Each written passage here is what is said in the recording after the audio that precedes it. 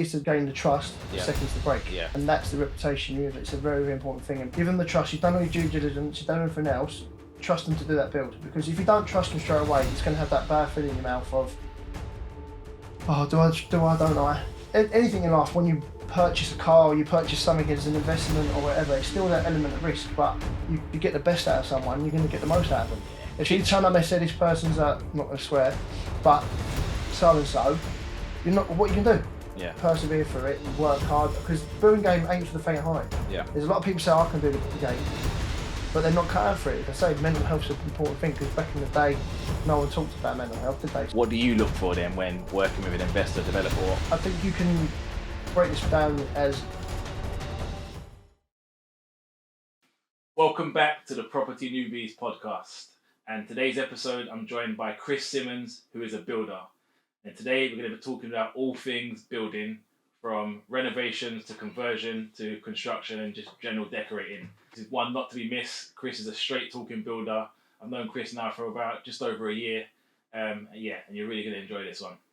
So Chris, thank you for joining me today. It's a pleasure having you on. How are you? I'm good, thank you very much. Thanks for having me on, Courtney. Yeah, good. So before we get into the nuts and bolts, pun intended, just tell everyone who you are. Yeah, sure. So my name's Chris Simmons. I'm a director of a company called Square Mile Builders Limited. We're based in North London. Primarily do sort of residential. We do commercial as well, but I've been in the game for about 20 years now. I'm a carpenter and joiner by trade, so I've got a City and Guilds level 3 of carpentry and joinery. Within my family also, my father was a builder. So was my granddad. So within my sort of family tradition, there's over 100 years experience. Started off, left school, done college. Some people, when you do in the construction industry, it was always that terminology where you just drop out and you just try and get yourself into an apprenticeship. But obviously, moving forward in this interview, a lot of people want to do the construction industry now because they know it's quite lucrative. But rewinding back when I sort of left school, it was frowned upon that people wanted to go to university instead of going into apprenticeship. But I left school. My dad was a builder, so I'd done a bit of labouring and stuff like that. Yeah. Decided to get an apprenticeship, and my father said to me that, look, you get the apprenticeship and you can come work with me. So there and then it was a position to get myself into it, to find something that I wanted to do. Carpentry was what sort of sat with me. I was pretty good. I knew at sort of school I was really good. I got a B in D&T, so I knew I was pretty good at hands-on stuff instead of using my head. And so I've done 3 years at college for that, done it properly, and then left that, went back with my father back in the building game, but it didn't have enough carpentry for me to hone my skills and do my profession professionally. So took a big jump, went on big sites, the big site work as you see, the big skyscrapers and stuff like that, and big block of flats. Just learnt my trade doing that really, and then say probably about 21, 22, had an opportunity in a building, big NHS walk-in centre in Barking, East London. Become a carpenter sort of on price work. Now price work is basically, some chippies call a day rater, which is someone who's on a day rate. So you'll just literally do a task and how you've been given, or you call someone called piecework or price work, who's someone who gives you a price for a set amount of work, and then you work on that price. And if you're good at your trade, you make money, good money. Yeah. And that's sort of the template of how it works in big sites, and sometimes obviously the smaller sites. Yeah. So I was doing that, and then it sort of transgressed up. I had a position where I could have been a working foreman, so I'd be on the tools on price or day rate, and then I'd book a few more hours in for essentially sort of working management, running people, just telling them what to do, sort of simple tasks like that. And then it sort of spiralled into being a site manager by 23, running about 30 carpenters a day. Okay. So if you look back in hindsight, you think, God, blimey, how are you that age? Yeah. Normally running around causing havoc. But for me, I loved the challenge. I just thought, you know what, something that's really, really interesting. Because obviously being the tools and hone my craft that way, unbeknown to it, I was learning to have the managerial side. Yeah. Which, fast forward now, that's why I've got a building company, because I know how to manage people, I know how to manage the projects accordingly, and how to put things in programs and such, because of the experience I had before. So I took all that along with me like that, and then we sort of hit the recession then, and I took a big risk and took a couple of carpenters with me, and set up a carpentry company, knocking on doors, you had to pay gears, Yeah. Getting Yellow into pages. yeah. Well, there you go. Look, some of you might know that, some of you might not. And really just sort of got a carpentry company, got that successful, and then we work in the city for a couple of estate agents doing bits and bobs. Yeah. And they kept saying, do you know a plasterer, do you know a bricklayer, do you know a painter, etc., etc.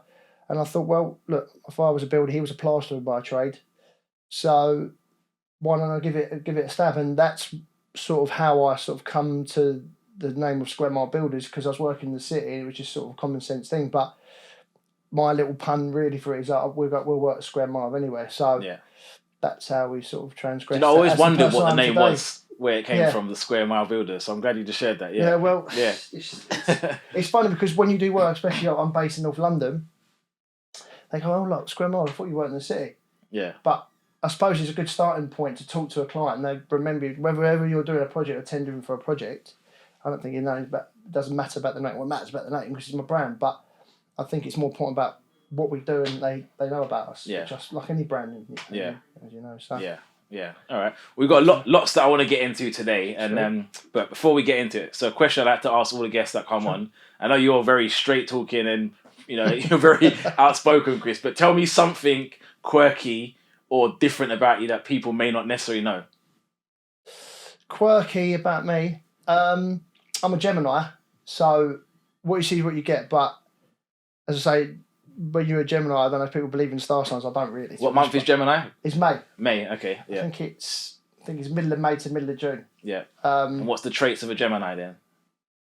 I think it's the high of highs, and then not low of lows, but the saying that you wear your heart on your sleeve. Yeah. So for me, I'm very passionate. I love what I do, and that may come across sometimes. And sometimes I could be a ball in a China tea shop. Yeah. But the most time I treat other people with respect, treat others like to be treated. So I think I'm very sort of diverse in the fact that because I wear my heart on my sleeve. Yeah. I just show what I'm admitting, open up here. But yeah, I think it's for me. I'm very not work or everything very organised and very regimented that way. But sometimes when you're passionate, like anything, innit? Yeah. Sometimes you'll just. Yeah, definitely. Yeah. Go mental. If something's not happening the way I think it should be. Yeah. Then but I'm not saying that people get black eyes, but I'm So outside of work, then in the building trade, who is Chris then? Talk to me about what you do outside of work, family life, etc. So I've got one son who's just after 2. I've got another one on the way. So in March, another child. Congratulations. Thank you very much. Enjoy sports, like playing golf. Is that sport? Like football. Well, some people like to say it's a bit like recreational sport, but yeah. To me, if I get a chance to play it. To me, a sport is anything that requires any sort of physical attributes or fitness. A good thing about golf is you can play it to about 70, 80, so not football, you have to hang up your boots. Yeah. But anything really, I like a bit boxing. I like running. I've done a marathon last year. Yeah. Trying to keep anything exercise, keep your head focused, anything to sort of get the old lungs going. Then that's what I like to do, really. No, brilliant. So you've always been in the trade, then it seems that. So there wasn't anything prior to building then. So there's an obvious question that came up a lot on Instagram. So I post a few stories and get people to ask questions, but whether they're trolling or not. But one question was just, what is a builder? I know it sounds obvious, but what is a builder?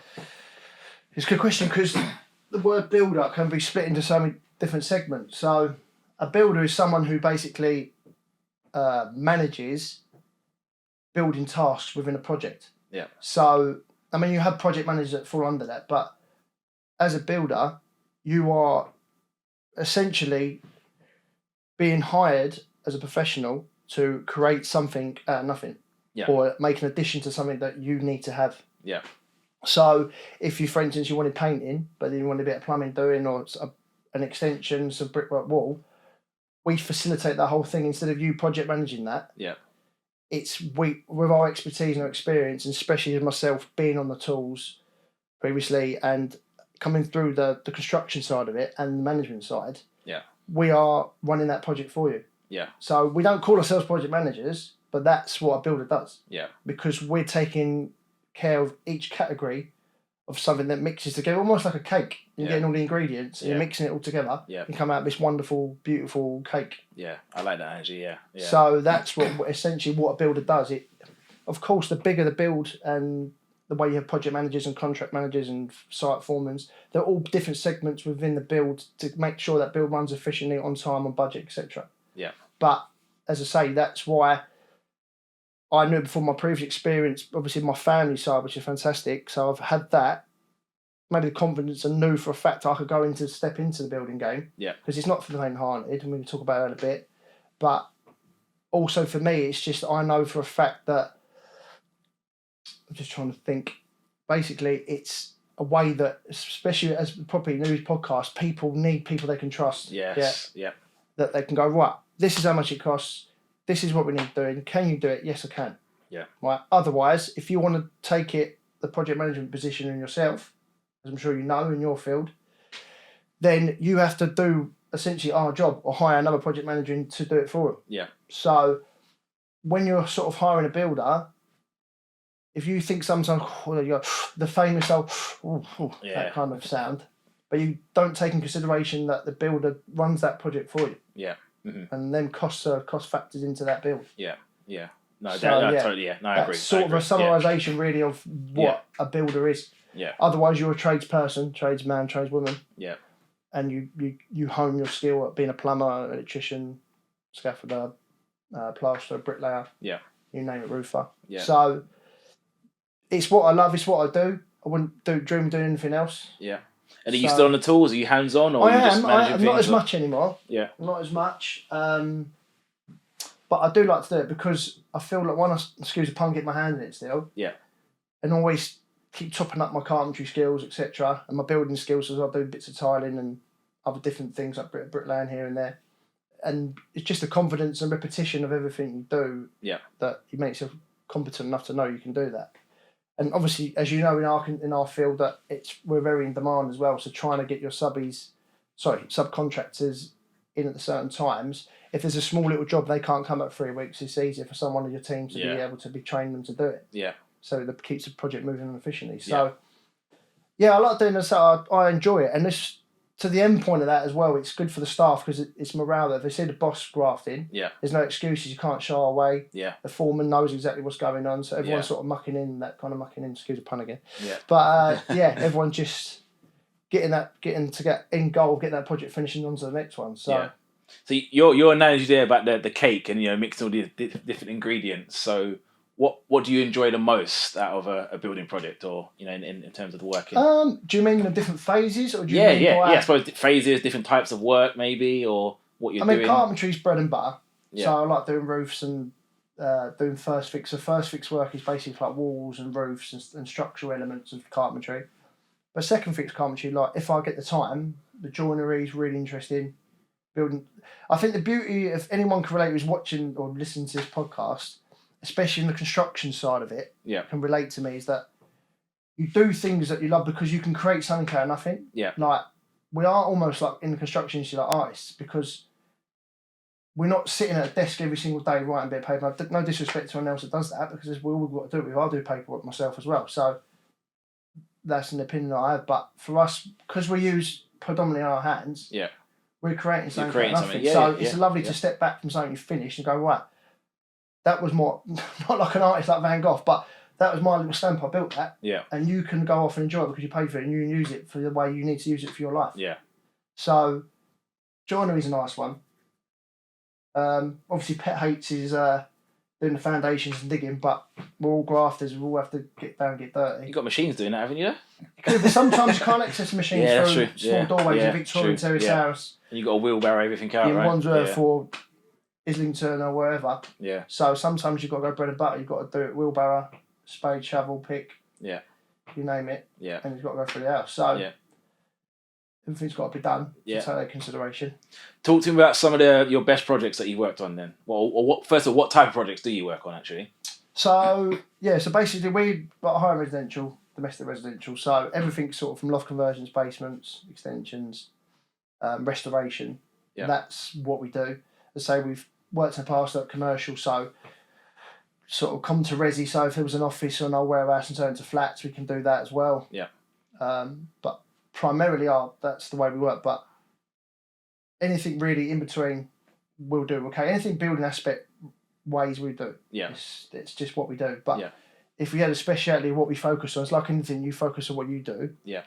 Is residential because that's the experience I've had from what I've done. Yeah. So I know I'm good. That's my niche. That's my focus. Yeah. I'm not going to spread my bets and go too big, and then I'm not controlling it. The quality control is the most fundamental thing for square mile builders. Yeah. It's all about doing a fantastic job. Yeah. Because you're only as good as your last job. Yeah, absolutely. So, as I say, it's that saying that takes years to gain years to gain the trust, but seconds to break. Yeah. And that's the reputation you have. It's a very, very important thing, and people sometimes don't see it in the right light of reputation in the construction industry. Yeah. It's such an important thing. Yeah. Because, like, it's not as if you have an online business and you have a couple of bad Trustpilot reviews. If you have a bad experience with a client, they go to town with you. Yeah. It's all in black and white. How do you try and... Yeah. I mean, there's always ways in being transparent and honest, but if you do a bad job, it's what's the chance of getting another one? Do you know what I mean? So...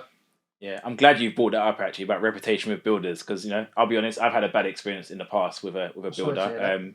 I've documented it. It's all over social media. Basically, had a builder pull out on the day my job was supposed to start.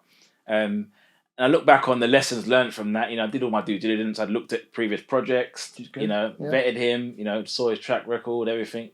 So there were really no red flags. The only thing I look back on now was some of the things that he questioned me on during the viewing the sites, and he kept on talking about ease of access. There was nowhere to put skips and things like that, and he kept on using that as he kept on bringing that up. So I knew that was always an issue, and he always knew that was an issue. Lo and behold, day one coming a job, and I just think he got another job basically, which was a lot easier in terms of access and parking and site storage. So I suppose the question for myself and for anyone listening is that what should people be looking for when it comes to a builder? I know you are a builder, but from a vetting perspective. That's a good question. It's a very good question. And what I'll touch upon after that is maybe if we've got time, is what a builder will look for in a potential client. That's also one of my questions. No, it works both ways. I've actually got that as a question. So it works both ways. So let's address both of them now then. Yeah. I think what you've done there, mate, what you just explained there, I think there's nothing wrong with the way you've approached it, because you'll be very, very surprised, maybe you won't, that a lot of people, just because a builder says, oh, we're good as gold, we're blinded, and here's a couple of pictures of a couple of bathrooms you've done, you'll be very, very surprised that people just go, okay, when I part with 10, 15 grand, you're like, wow. Yeah. As you just said, you do your due diligence, like make sure they've got insurances, make sure that they're happy to show you 3 or 4 projects before, 1 or 2 projects or whatever. Google's always a good one, isn't it? Because it's in black and white, Trustpilot reviews. Yeah. I'm very old school before, but obviously I'm sort of old school mentality of traditional values. Yeah. But like a modern way of thinking. Yeah. Just trying to bring it up to like what we're doing now. Obviously, I don't normally do stuff like this and Instagram, as you know, I'm trying to make a bit more push of it. But as I say, things like that where I'm proud to show you what I've done, because every project I've done is my CV. Yeah. It's like a visual CV of everything I've done. Yeah. So anyone who's good and is competent at what they do, they'd be happy to show off what their previous projects were. Yeah. As I say, insurance is always good. Some companies have sort of bodies like FMB, which stuff like that. So if you feel like you wanted to sort of look into them in that way, that's a very good way of sort of... What's FMB? It's a Federation Master Builders. It's just another sort of union, another sort of board type body. Yeah. Trade body that people can go to and they can see what their reputation's like, and they have like their own profile and stuff like that. So that's good. But I think even if you do that, and what's happened to you, which is a bit unlucky, I think as a builder, in my experience, for us, the way we work it is that we get a deposit. We'll get a holding deposit first. Yeah. And then we'll get another percentage deposit before the build starts, maybe a week, 2 weeks before. But then that ensures me that I know for a fact you want to start in us, you confide in us, you want us to start as a building contractor. If you have it all by word saying a gentleman's agreement, then as a builder, our cash flow is important. So we know that you're serious by parting your money. Yeah. Then we know when you're giving us the money, we've got a slot and a position where we can start that project after the last project we finish. Yeah. Whereas if someone gives to you, says just a gentleman's agreement, which it should be in theory is the old school way, they all go, yeah, no problem. And then when, as you said, unfortunately, they'll find a more lucrative job and they'll give them the money straight away. Yeah. I'm not saying I can't. I'm not tying with the same brush, and I can't say about what I do because I'm completely different to that. But some people out there, by the sounds of it, will just take what they can take. Yeah. Yeah. Because it's more suited to them and what they want to do. Yeah. But that's not fair to the end user, is it, really? Yeah. Yeah. Because it's not about a construction thing, it's about common decency, isn't it? Yeah. Okay. So I think there's so much you can do, but I think money's the most important one, really, to build. So if you can give them a financial position where they can book it in, you get an email confirmation like we do, and a position where you're going to start that project. It's good for us because we've got something to home to walls and something to work to, but then so does the client to organise themselves, removals or etc., get themselves organised the position for that commencement date. Yep. So that's probably the other the other addition I would say to any sort of property person or anyone who's looking for a builder, a good competent builder or tradesperson, tradeswoman, would definitely be sort of getting deposits sorted. Yeah, okay. Let's flip that then on the other side. So obviously I'm on the other side of the fence as an investor, developer. What do you look for then when working with an investor, developer, or how do you work with investors and developers? Yeah, so as I say, I think you can break this down as not just about investors, even though this is about what this podcast is about. It's about we have the terminology of the client, the customer, the end user. Yeah. That's how we look at it.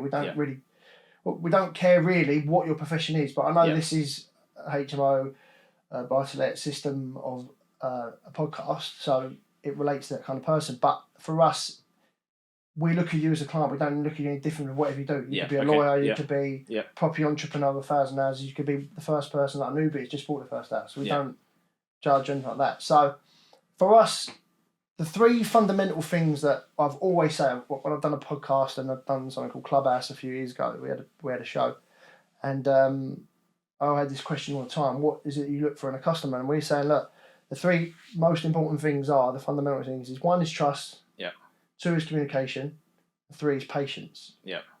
And I break it down. So with trust, I think the word says it itself. Yeah. You're going to employ that builder or that contractor. Give them the trust. You've done all your due diligence. You've done everything else. Trust them to do that build. Because if you don't trust them straight away, it's going to have that bad feeling in your mouth of, oh, do I, don't I? Anything in life, when you purchase a car or you purchase something as an investment or whatever, it's still that element of risk, but you put an element of trust into that risk as well, don't you? So you go, okay, I'll let go along with it. Let's find out what this journey is going to be about. Whereas I'm sure you know that some people, even you trust a professional to hire to build or extend or make an addition to the property, they will still be on the case and 1,000 questions. When is this going to be? Blah, blah, blah. But you put that pressure on that contractor you've hired professionally, then it's going to be an awkward environment to be in. Mm-hmm. So if the shoe was on the other foot, and I was on your case because I need a lawyer, or I need a HMO specialist, etc., estate agent. Imagine I was on the phone every 30 seconds, you wouldn't like it, would you? No. So that's one thing where if you can trust your builder and the builder puts the trust into you, then straight away it's like playing sweet music. It's going to be, I'm not saying there's going to be hiccups here and there, but you get that fundamental bond straight away. Yeah. And then there's obviously different ways into it where you can, which is going to be my next point of communication, but you're on the same path. The boat started sailing, do you know what I mean? Yeah. So that's one thing. Trust is very, very important, but that's not just in building, that's in life, isn't it? Yeah. So that's the first one. Second one is communication. Mm-hmm. So the more you talk, the weekly site visits, everything you can do with the fact of the build all the way through from the start, design all the way through to completion. You're talking all the time. There's going to be no grey area where you haven't been to site for 2-3 weeks because you're busy, which is understandable. And then, this should have been done, this should have been done. Well, you should have been there to talk. Yeah. Or be on the phone or a Zoom meeting or come to site, see the progress. Yeah. So if you're talking all the time, Chris, is it too late to change that bathroom tile, or can we put a little bathroom niche alcove in the shower area? Is it too late? No, it's not too late. But if you didn't tell me that when I went to tile it, then we don't mind doing it, but you have to pay again. Yeah. Do you know what I mean? Or what kind of position it'll be. So getting sort of small little steps where site meetings, putting them in position, little sort of ideas of doing like that. So like site meetings, Zoom meetings, WhatsApp groups is good one. We do WhatsApp with all our clients. Yeah.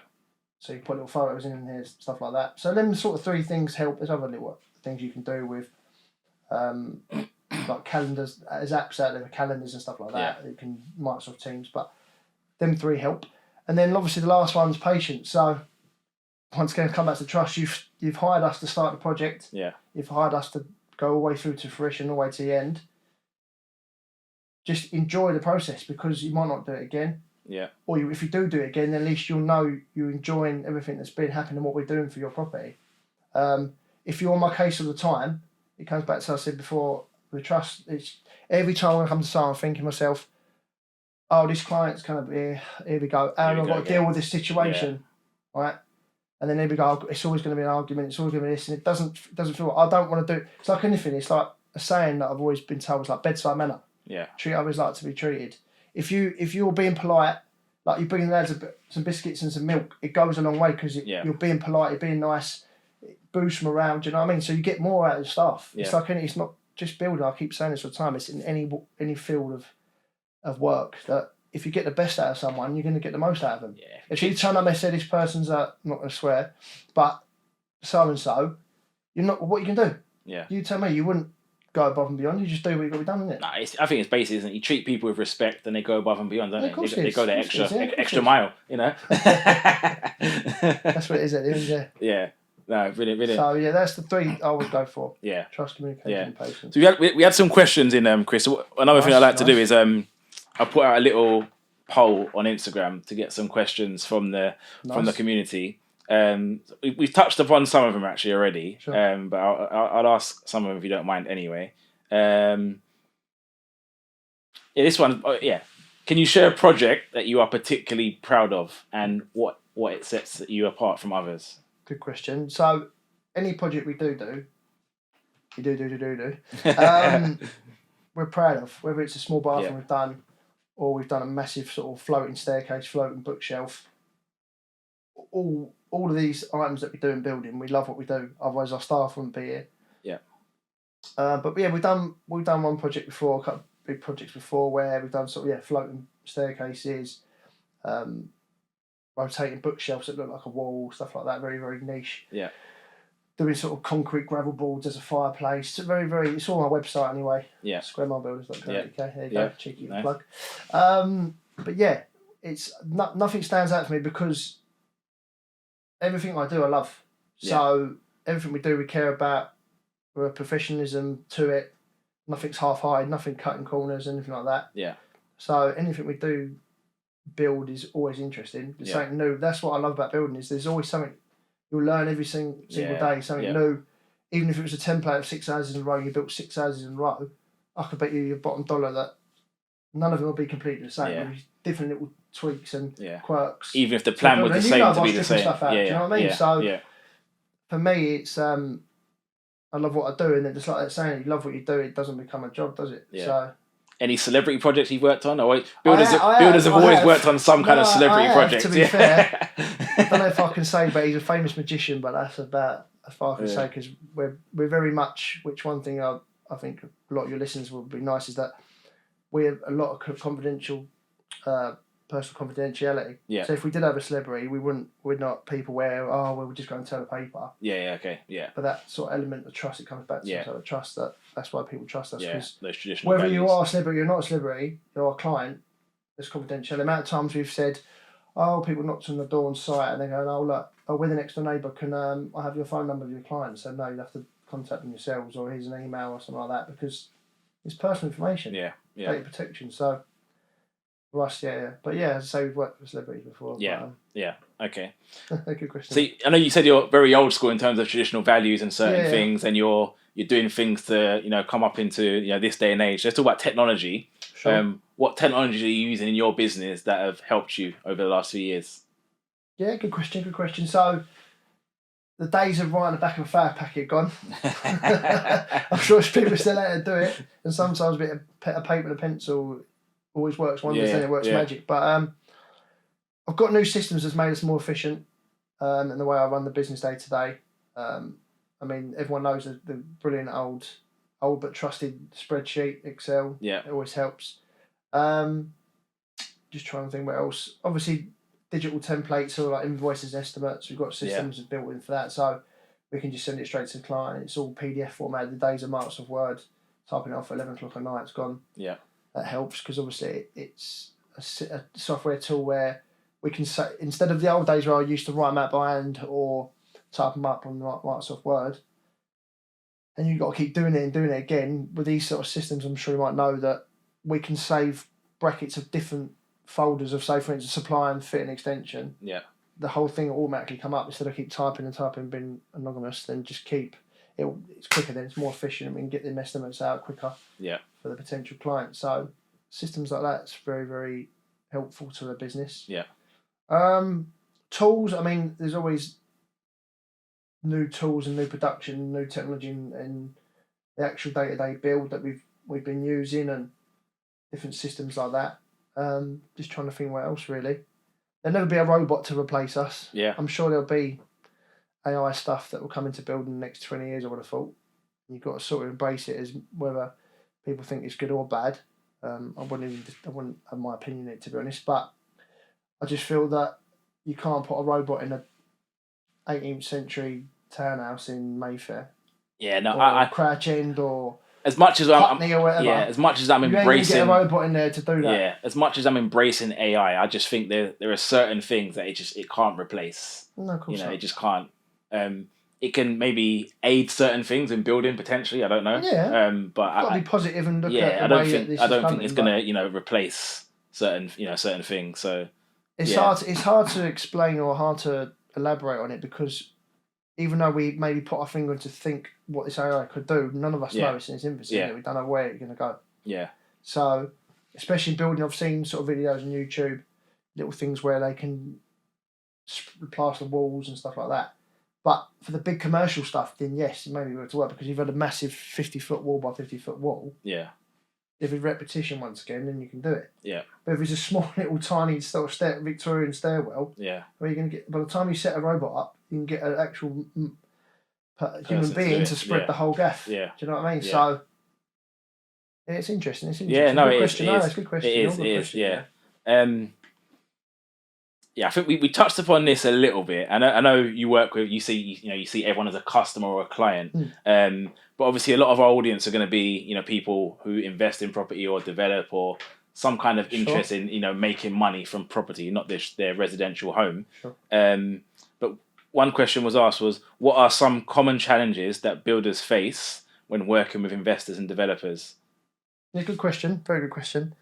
I think it comes back to what I said earlier, communication. Yeah. I've noticed when I've done investors before, if you don't communicate, then because it's understandable that you've got numbers to be met and stuff like that. Yeah. If you're not on the same hymn sheet, on the same page, yeah, it could deviate quite quick, and then you'll say to them, well, listen, we have to do this and that, you wasn't here.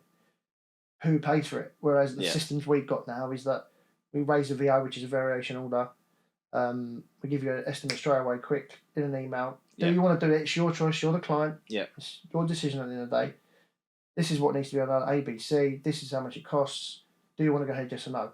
Email it, no. Okay, that puts to bed. Yes, it is. Yeah. So when it comes to the end or the next valuation or next payment, however you schedule your payments, etc., with the contractor, then it's there. Yeah. You can't go at the end of the job, but it's like the old days where, well, you're a builder, you're thinking it's $5,000 of extras, and they're thinking it's $1,000, and then that once again that grey area of having that argument about trying to settle it. So I think it's a good system where, once again, if you're putting your trust in the communication with your builder or your contractor, whoever it is that's doing that work, then at least your numbers can keep on track. I mean, moving on to the next question, maybe there. Contingency is a massive, massive factor, as you know, mate. Contingency is massive because there's so many items within the building game and as a building as per se, that if you come across something that I wasn't unexpected, you wasn't, that's not the builder's fault. Yeah. Do you know what I mean? That's an unforeseen position where you have to act upon it, you don't, because you're a client, and then you have to cost factor that into part of the contingency. So $1 million and one question. Go on, mate. It's come up about 10 million times. How do you accurately price a renovation? No, that's the magic. I can't. That's the magic. Million pound question. It is though, for us investors and developers. You can't give the trade secrets away, can you? Can't do that at all. I say depending on the kind of project, we have software systems that we do. Yeah. We have a software system that helps us price stuff. Yeah. But most of the time, because I've been in this game for so long, yeah, I know roughly how long something should take to price. Yeah. And you base it on your day rate, etc. like that. Sometimes the small stuff where you have to do it on day rate because you just can't price it because you don't know how long it's going to take. Yeah. But then that's why it's called a PC or provisional cost, because you just don't know how long it's going to take or how long it's going to cost. So you've got a ballpark where you think it's going to be.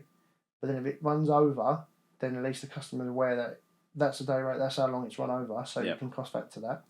And then if it finishes before, then you're fair enough as well, aren't you? So, as I say, for us, that's how we sort of work the system, really. And we have a software system that I do it, and then I double check it myself. So at least we know that the customer's getting a fair price from what our company offers. Yeah. And then, so to expand on that question then, so I know it's such a difficult question to obviously to get an accurate price straight away. There are always going to be things that change. What can, us as developers and investors do to speed up that process of you getting a quote? What information can we have to hand readily available to help with that? So obviously, to do your due diligence, you'll have one or two, maybe three other contractors in a position to tender. Yeah. My advice to any sort of property newbie or someone who's experienced would be make sure that the template of tender you have, so the specification, the drawings, everything's relevant. Yeah. And it's all the same. You give it to three contractors. Yeah. You should get a reasonable median of what prices should be. Yeah. A lot of people falter where they'll go and give a spec out to one builder and then a completely different spec to another builder and a completely different spec to another builder, and then they realise and scratch their head because none of the prices tally up. Yeah. You haven't got that regimented sheet that we can price to. Yeah. So whereas sort of architectural plans and stuff like that, if you've got the drawings all set up, I'm going to have this kind of tile, this size, I'm using this kind of kitchen, blah, blah, blah. I can price to that because then I can say, right, there you go, I'm the builder, I'll price that. Yeah. Anything else is an additional cost variation. That's what I'll price for you. So in theory, the three contractors and one contractor, two contractors goes out to price that bidding should, depending on their overheads and profit, etc., they should know exactly how much your bill should cost because you've just given that tender out to three people. It's exactly the same. So within reason, obviously I don't know what the tender would be as per project, but it should come back reasonable and then the prices should be roughly the same. Yeah. And then it depends on your personal preference of who you choose as a contractor. And how detailed should that tender pack be then in terms of like what information would you expect to be in there? Are we talking down to like number of sockets and switches? If you're doing a bathroom, you're not going to have a high level spec. Yeah. If you're doing one bathroom. Let's talk. If it's a whole house, like you're turning the house into 3 flats, then you're gonna have it's going to be detailed, isn't it? Yeah. How detailed though? Well, not every single line you're going to have. Right, plaster one more. I want a price. No, so I'm talking. To put it into perspective, let's say using your example, 3 flats. Are we going to be saying, flat 1, there's going to be 2 bedrooms. In each bedroom, we're talking 2 sockets, 3 sockets, 1 light switch, PIR sensors. Is it that level of detail that would help you? Yeah, because that's common sense. Because you can't say to someone, right, I'm doing a HMO, 6-bed HMO, and then 4 of the flats have the same template of 4 sockets, 4 spotlights, 1 switch, All of a sudden, one of the rooms has 6 sockets, has data point, has LEDs. Yeah. Do you know what I mean? Yeah. So it comes back to what I said about the tender pack. If you've put in that tender pack how many points there are, i.e. sockets, how many lights, etc., we'll just price off that because that's what you price for. If you want an extra light thrown in, when the build's going, then you've got a cost detail there of how much we charge to put a new socket in. Yeah. Or a new spotlight, etc. Yeah. So, if you, as I say, it's the same thing. If you don't put enough information into what you're doing, how can the builder reciprocate that? Yeah. Because it's like how long's a piece of string? I could roughly say to you need 4 sockets as per the regs as we know, but you might not want that. You might want more. Yeah. But I haven't got a mystic ball. I can't guess how many sockets you want because every client's completely different. Yeah. And what your personal prerogatives are for that build or for investment, etc. Yeah. So the more information that's there, it's the easier for us to price. Yeah. Yeah. No, that makes sense. And it helps you as well. Yeah. Because then you know exactly what you're getting. Yeah. Yeah. All right. So this is obviously a builder that's asked this question here, or maybe it's not actually, I'm assuming. For people considering a career in building, what advice would you give to them to succeed in this industry? Don't get in it. No. Is that you beating off the competition? If I had a pound every time like that, I wouldn't be doing building. No, not at all. I like more and more people to come in this industry because I think word on the street is that we're struggling a little bit, to be honest. Yeah. In the sense of construction because a lot of people, well, on the side from this, a lot of youngsters, especially like the millennial age, they see construction professionals getting good money now. Yeah. And they want a piece of it, which is not a bad thing, but then you've got to understand how many years we've been in our game to get what we are now. Yeah. It's like anything. It's like we could do something in 10 minutes where someone who's less experienced than us could take them an hour. Yeah. But that's why we charge what we charge, because of our skill set, our mindset, what we've done and repetition for so many years. Yeah. So I want like youngsters to get into the game, or not even youngsters, anyone who wants to. And I'm always have an open hand. I always want, if you can message me, I'll happily help anyone that wants to get into construction. I'll talk to them, no problem at all. Yeah. You need hard work. You need a hard work ethic. Yeah. I think a big word that I say that sort of sticks by me a lot is perseverance. Yeah. There's a lot of good days, a lot of bad days. There's times where I think I could give up, to be honest. But it's about having that sort of positive attitude of, look, this is what I always say. It's not about construction, even though that's why I've been invited on, which I appreciate. It's like anything in life. Like, you've got to be positive. You've got to have a mindset of a position where there's always going to be good times and bad times. Yeah. Do you know what I mean? So as long as you persevere through it, you work hard, because the building game ain't for the faint-hearted. Yeah. There's a lot of people say I can do the game, but they're not cut out for it. They can't. Yeah. It's like anything. It's repetition. It's hard work. It isn't easy. It's dirty sometimes, but it comes back, if you love what you do and you know what you're doing, especially in construction, that pulls you through. Yeah. You know what I mean? So if you were looking to get into our game, make sure you get an apprenticeship. Mm-hmm. Don't try and wing it and try and get up the ladder in building. Yeah. Some people have, and they've become fantastic professionals, but it's like anything. I've done 3 years of sitting in guilds, carpentry and joinery, and I touch wood. I had an extremely good tutor that helped me out and taught me how to do it properly. Yeah. So do your apprenticeship properly. It's like going to university. You're still going to do something properly to get something at the end of it, a career end of it. So that's the first one. But yeah, I think coming back to what I was going to say is that the youngsters just see the older generation making good money. Yeah. And they just want to go do 1 year and think they can nick 150, 200 quid a day. But it doesn't work like that. Yeah. The amount of years we worked on little money, working 10, 12, 14 hours a day. But you've got to be prepared to put the graft in and put the work in to get the success out of it. Yeah. But that's, I keep saying it. It's not just construction, it's any walk of life. Yeah. Investment. Yeah. You know what I mean? Yeah. So I'm glad you mentioned mindset. Let's talk about mindset. Yeah. That's a big thing to me as well. How has your mindset changed since you've been doing what you've been doing over the years? Yeah, good question, mate. I mean, it's funny. It's construction is all about repetition. Yeah. It's just the same old consistency, doing the same thing all the time, over and over and over and over again. And sometimes it's boring, but it's like any walk in life. If you're doing something consistently right, over time you will see results. Maybe slowly, maybe quite rapidly. I don't know. But for me, it's the pretty simple things in life that keep me going. It's weird. The one little sort of thing I do in the morning is take the dishwasher out. Yeah. That's my first job of the day. Do you know what I mean? People think, I can sound this fella here if I can get the dishwasher out, he's a builder. But for me, it's the little things that when you get out of bed. Yeah. It's like if I'm getting that job out of the way, which come on, none of us like getting the dishwasher out. But if I'm getting that job out of the day, that's the first job done. Yeah. Right. The rest that comes across me, I can have easy jobs, I can have terrible things, I can be really hard things to do. But they're all right because I've set myself a goal. Yeah.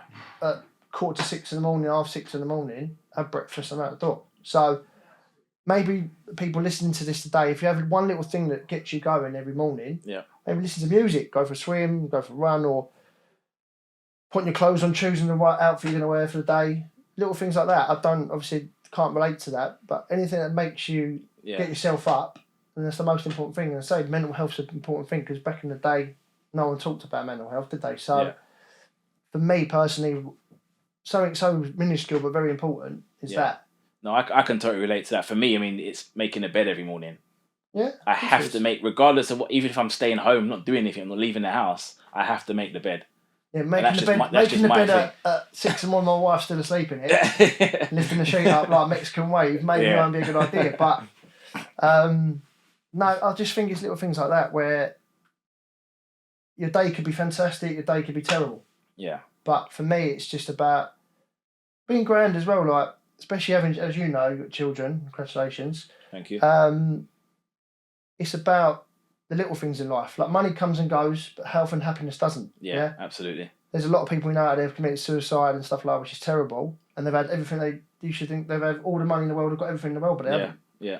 So for me, it's if I've got a roof on my head and food on the table, especially in the current circumstances around the world, you've got to look at it as we're very lucky to be here. So for me, it's things like that drive me as well. Don't get me wrong, money makes the world go round. Yeah. And we all need it to have nice things, etc. But I know some people are driven by money, and that's not a bad thing at all. I admire people like that, but that's not the be all and end all. Because if you can't be mentally sound and healthy enough within yourself to make that money, then you're back to square one. It's like in the snakes and ladders, isn't it? You're back to square one. What's the point? Doing all that graft all the years and then you're just not happy. Very so true. For very me, true.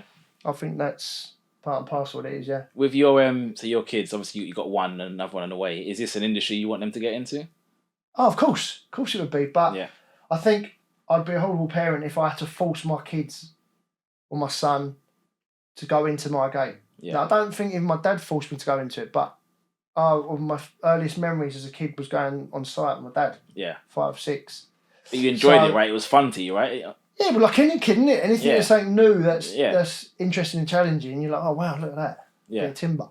But for me, it's just something new. That it's not the playground, it's not school. It's something different with your father, especially like with family members. But for me, it's as I say, I would love my son and my next child. It's going to be would be in my game. But if they don't want to, then as long as they're happy and they do something they love, then I'm happy for that. But you'd like to keep a family tradition alive. But it's sort of the one foremost thing of I was trying to think of the word, not appreciation, but like not honoured, but like you feel it's. Oh, I know what you mean. Yeah. You've made it. Do you know what I mean? Like your son works for you, your daughter, when your family. It's like a sense of achievement almost. That's a pride sense of achievement. I'm just trying to think of the words. If mine's gone blank. But of course you would. Yeah. But I've got a long way off. Yeah. It's not even free yet. But maybe it's next year we make the teams, it's those early memories though, because they say the first 5 years of a child's life is what shapes them to be an adult basically, and then they have these like early memories of from their childhood. So it's even if you're at home just doing jobs around the house, fixing a door that's wobbling or a door that's warped or whatever it is, and they see that you hammering nails, screwdriver and something in. It's those little things there, I'm a firm believer in, especially I would like to get into. When I get the chance to go into schools and stuff like that, and like giving kids Lego blocks and stuff like that. Yeah. Because the thing is, especially in my experience when I was younger, everything was, especially at school, I went to an all-boys school. And if you went in construction, it was frowned upon. It was like, well, you're not clever enough to go to university. Yeah. Right? Then go and get a job down the road in a building site. Yeah. Like now, I haven't done too bad out of it. Yeah. And I've got no university degree. Yeah. So anyone listening now, it doesn't necessarily mean you have to go down the path of university because it's good for you. Yeah. Don't listen to it. If you really enjoy something in construction, go ahead and do it. Yeah. And like you said, we're screaming out for people in construction at the moment. Yeah. You look at where we are in terms of number of houses and that need to be built every year. We're way behind. So in the UK, true. so very, very true, mate. There's obviously demand out there for it. Yeah. But I've heard stories where people are lawyers and they become a plumber. Do you know what I mean? Yeah. Because like, if you're not happy with what you do, don't waste time and dwindle upon it. Yeah. Yeah. Do what you love. Yeah. Before we wrap up, I've got a game for you to test your knowledge. So it's not an arm wrestling, is it? So you say you're stood on the tools, right? We're going to put your knowledge to the test. Okay, mate. With tools. No pressure then. Yeah. So I've got a couple of most commonly used building tools. I just want you to just name the tool. Sure, no problem at all, mate. So that's the name of the game as well. Name the tool. I wouldn't say Courtney. I was gonna call it "Don't Be a Tool," but I thought, You sound like you're over a full pitch. Yeah, so that's a laser level. I've actually got that one. Yep. So yeah, that's a cement mixer. Yeah. So. Oh, that's interesting. It's an interesting name as well. I haven't seen that one before. Apparently, it's called a hoe. It's a roofing tool. Isn't it? HOE. Is it a roofing tool? I have no idea. You're the builder, not me, mate. No, I'll be honest with you. Like, it just goes to show you learn something new every day. So I want to Google that one up, we'll send it in. HOE, it was? Yeah. Oh. HOE. I'm not even going to talk about that. Can be another podcast. That's a reciprocator saw, yeah. Like that. I mean, look, it can't go wrong. If I got that wrong, I better hang my boots up. That's a chisel with chisel. That's a bolster. Never knew it was called that, you know. No? I just thought it was just I thought it was a type of chisel. That is a proper newbie's bolster, that is, with a plastic handle in the back. I thought this was a type of chisel. No. That is, I know what that is. That is for an electrician. It's just like a staple gun. Yeah. They put their cables on. Good old fashioned Staple, DIY, right? DIY profession. Staple in it, yeah. Silicone gun, yeah. That's a bare cordless impact driver. Got loads of them. That's an interesting one. I can't really see that. It's called a rammer. I'll get a couple of them. I can ram a few people up the arse with that, that's for sure. You obviously know that's the trowel. That table saw. No, it's actually not. No, you might have to see it properly. It's table bench saw, isn't it? Or is it? Oh, is it towel cutter? Towel cutter. So my yeah. apologies, right? Sorry, yeah, towel cutter. Dog tooth saw, yeah, plasterboard saw. Yeah. Obviously, plasterer's trowel. Is that well? It's hard to see because you haven't got the kind of blade in it, but it could be like a mini grinder, like a depth grinder, chaser. Yeah, it's a wall chaser. A wall chaser. Yeah, I thought so. Yeah. Oh yeah, that's it. That's not bad. That's not bad. Yeah. I tried to find some rogue ones that I'd never even heard of. That's life, innit? You learn something every day. Yeah, so mate, there's I didn't even know. there's some rogue tools out there though. Seriously, mate. There's a lot of tools out there I wouldn't know about. Yeah. Do you know what I mean? Yeah. So. Yeah. No. Find the words for you then, Chris. So there's twofold to this podcast. Obviously, you coming on from a construction side of things, so advice to you kind of touched upon it already. Actually, to be fair, but I was just gonna say, advice to someone in the building trade, starting out in the building trade, and newbies getting into the field. What would you? No. It's always a good question, man. I always say it again. I think, like, once again, first we got to love what you do. Yeah. Right. 2 is definitely perseverance. Yeah. 3, you have to have a hard work ethic. As I say, it's not for the faint-hearted. Yeah. I hate to say this, but it's God's honest truth. There's not many people that can stay in our game. Yeah. You have to be a certain mindseted person. Yeah. I'm not saying you can't change to be that way, but common sense goes a lot way. Yeah. Right? And you just have to be prepared for every eventuality that throws you in building, because every single day something new happens, good and bad. Yeah. So it's how you deal with it. It's how you move on positively to get the most important thing, get that project over the line and on to the next one. Yeah. Back in the client's hands and on to the next one. So, as I say, I think as long as you got them fundamental basics in position, then there's no reason why you can't go ahead and do what you want to do. Yeah.